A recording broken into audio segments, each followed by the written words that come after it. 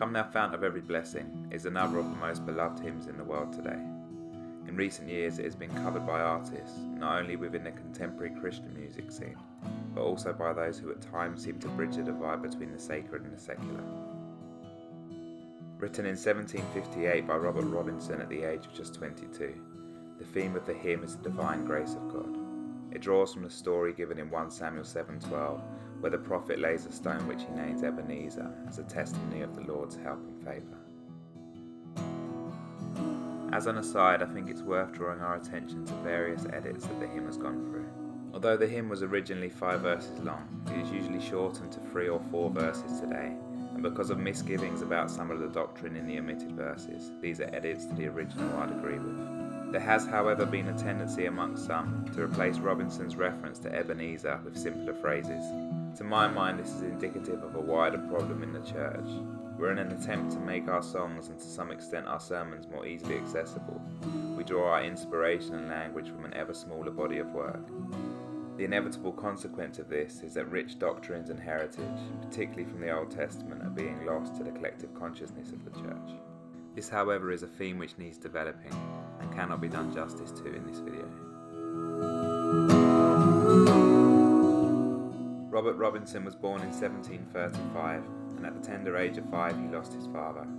His maternal grandfather, who had never approved of his daughter's marriage below her station, disinherited Robert and the family were left destitute. Robert's mother had wanted him to become a clergyman in the Church of England, but despite some help from the boy's uncle, she struggled to provide the formal education he would need. Little did she know that instead of a career in the Anglican Church, Robert's would be one of nonconformity, in which he would write extensively on the biblical case for the believer's baptism or immersion. At the age of 14, Robert was sent to London to serve an apprenticeship as a hairdresser. Despite an abrupt end to his formal education, he retained a studious mind and was said to have been an avid reader. In 1752, the young Robinson and some friends attended a meeting held by the great evangelist George Whitefield. Their intention had been to heckle and abuse the preacher and those in attendance. However, Whitefield's sermon on the wrath of God, drawn from Matthew 3:7, had a profound impact on Robinson and was the catalyst which eventually led to his salvation. Robinson remained in London for a time, where he turned his appetite for reading towards the study of Scripture and learnt under the ministries of John Wesley, John Gill and other prominent evangelical preachers of his day. Robinson eventually went on to join the ministry, firstly in Norwich and then in Cambridge, where he led a thriving Baptist congregation and became a renowned preacher in his own right. He remained an avid student of Scripture and was a prolific author and respected theologian, but chief amongst all his works is doubtlessly the hymn that he wrote as a young man. Like Samuel's stone, it stands as a testimony of the goodness of God, not only in the life of its author, but in the countless others who too were sought out when strangers and brought safely into the fold of God. It is a hymn that is rich in language, imagery and doctrine. It has been sung for over 250 years and will hopefully continue to enrich the church's worship for many more years to come.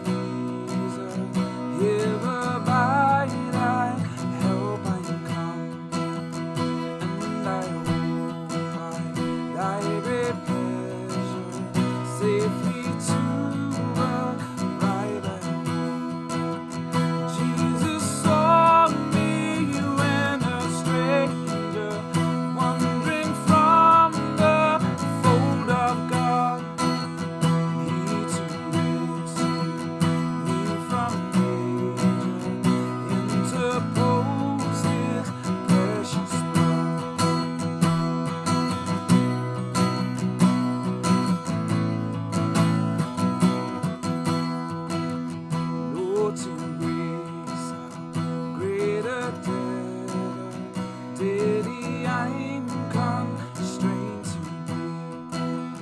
Let thy goodness, like a fetter, bind my wandering heart to thee.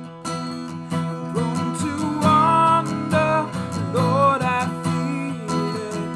Prone to leave the God I love. Here's my heart, Lord, take and seal it for thy cause above. Prone to wander, Lord, I feel it. Prone to leave the God I love.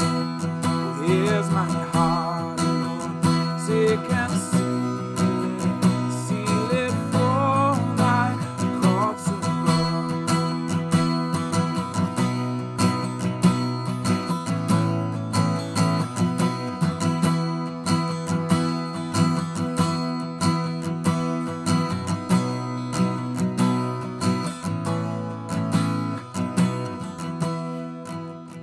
Prone to wander, Lord, I feel it. Prone to leave the God I love. Here's my heart, Lord, take and seal it for thy courts above.